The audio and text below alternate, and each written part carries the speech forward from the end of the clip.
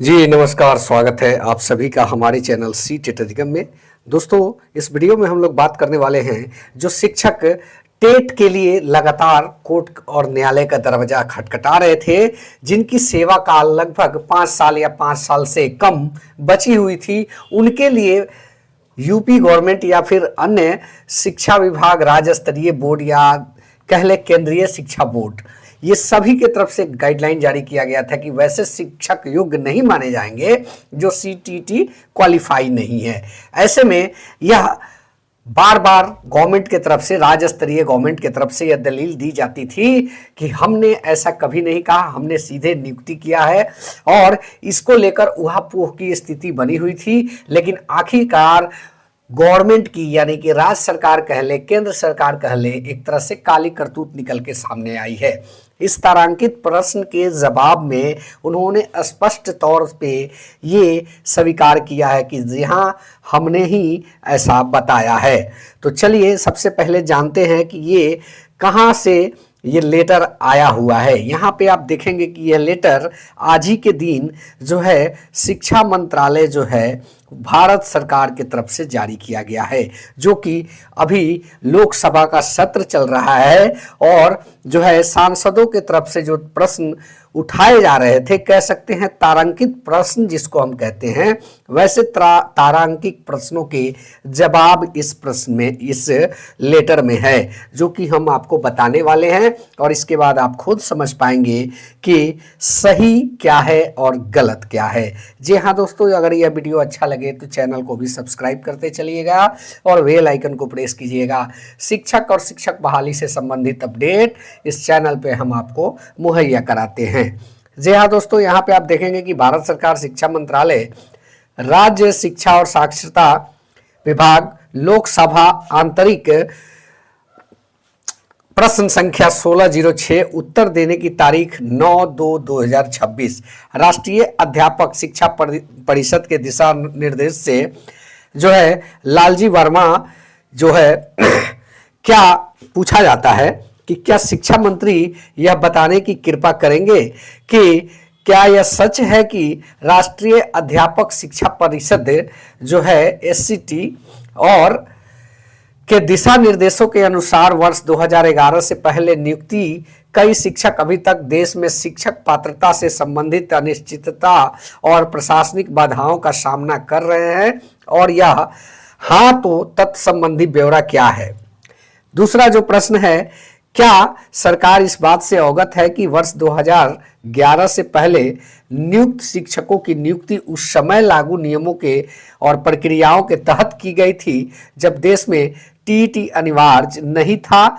यदि हाँ तो तत्संबंधी ब्यौरा क्या है। नेक्स्ट प्रश्न यह है कि क्या सरकार का वर्ष 2011 में जो है 11 से पहले विधिवत नियुक्त सभी शिक्षकों को टीईटी से पूरी तरह छूट देने के लिए एक स्पष्ट समान राष्ट्रीय नीति जारी करने का विचार है, ताकि यह सुनिश्चित किया जा सके कि उनके साथ कोई अन्याय न हो, और यदि हाँ तो तत्संबंधित ब्यौरा दें।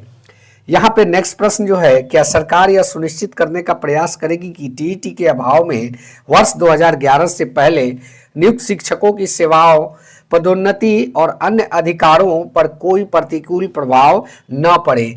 यदि हाँ तो तत्संबंधित ब्यौरा क्या है। यदि नहीं हो तो इसके कारण क्या है। तो इसके जवाब में जो है शिक्षा मंत्रालय के राज्य मंत्री जो है जयंत चौधरी जी की तरफ से यह उत्तर दिया गया है कि क से लेके अंगा तक जो भी प्रश्न पूछे गए हैं उसमें यह उत्तर है कि निःशुल्क और अनिवार्य बाल शिक्षा का अधिकार आरटी अधिनियम 2009 की धारा 23 की धारा 1 के प्रावधानों के अनुसरण में राष्ट्रीय शिक्षा परिषद एनसीटी ने दिनांक 23 अगस्त 2010 को राजपत्र अधिसूचना द्वारा कक्षा 1 से 8 तक के शिक्षक के रूप में नियुक्ति के लिए पात्र होने के लिए न्यूनतम योग्यताएं निर्धारित की है। जी हाँ दोस्तों, ये आपके लिए मायने रखता है। वो क्या है योग्यता? अधिसूचना के अनुसार से शिक्षक के रूप में नियुक्ति के लिए शिक्षक पात्रता परीक्षा यानी कि टीईटी पास करना जो है आवश्यक योग्यताओं में से एक है। इस पर सरकार क्या कहती है आप लोग को पता ही है। तो कहीं ना कहीं ये तो शिक्षा मंत्री जी का जो उत्तर दिया हुआ है वो आप देख ही रहे हैं। यहाँ पे बताया गया है कि टीईटी जो है आवश्यक योग्यताओं में से एक है और भारत के माननीय सर्वोच्च न्यायालय ने दिनांक 1/9/2025 के अपने निर्णय द्वारा बताया कि अधिनियम की धारा 23 के तहत टीईटी निर्धारित न्यूनतम योग्यताओं में से एक है और अधिनियम के तहत आने वाले स्कूलों में शिक्षकों के रूप में नियुक्ति के लिए अनिवार्य है। आरटी अधिनियम लागू होने से पहले भर्ती किए गए सेवारत शिक्षकों के संबंध में माननीय न्यायालय ने भारत के संविधान के अनुच्छेद 142 के तहत अपनी शक्तियों का प्रयोग करते हुए व्यवस्था दी है कि जिन शिक्षकों की सेवा 5 वर्ष से अधिक बची है वे सेवा में बने रहने के लिए निर्णय की तारीख से 2 वर्ष की अवधि के भीतर टीईटी उत्तीर्ण कर सकते हैं। जिन शिक्षकों की सेवा निर्णय की तारीख तक 5 साल से कम बची है उन्हें टीईटी पास किए बिना सेवानिवृत्ति की आयु तक सेवा में बने रहने की अनुमति दी गई है। तथापि ऐसे शिक्षकों तक पदोन्नति के लिए पात्र नहीं होंगे जब तक वे सीटीईटी यानी कि टीईटी पास नहीं कर लेते।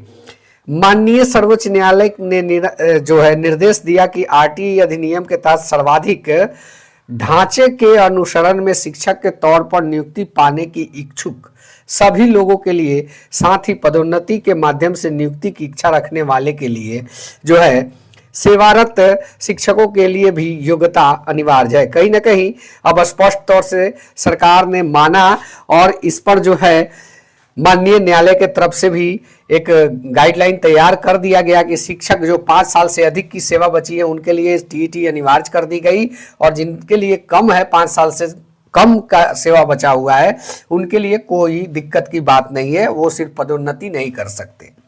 तो कहीं ना कहीं आखिरकार सरकार ने भी इस चीज को माना। अब तक जो दलील दी जा रही थी वो आपके सामने है और यह लेटर जो कि सुप्रीम कोर्ट का लेटर है वो भी आपके सामने है। जी हाँ दोस्तों, सुप्रीम कोर्ट का नहीं कह सकते क्योंकि लोकसभा के सदन के अंदर, हाउस के अंदर जो प्रश्न पूछे गए हैं उसका जवाब है यह। तो कहीं ना कहीं सरकार की 2 मुंह वाली नीति स्पष्ट रूप से आपको देखने को मिल रही है। ये वीडियो अच्छा लगा तो चैनल को सब्सक्राइब करें। मिलते हैं शिक्षक के नए अपडेट के साथ, तब तक के लिए बने रहें। धन्यवाद। जय हिंद, वंदे मातरम।